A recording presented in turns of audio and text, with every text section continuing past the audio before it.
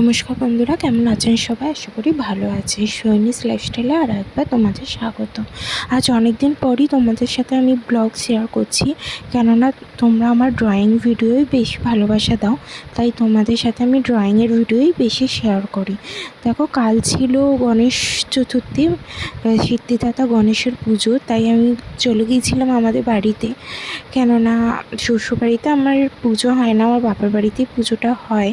তাই আগের বছর করেছিলাম যেহেতু, এবছরও করছি।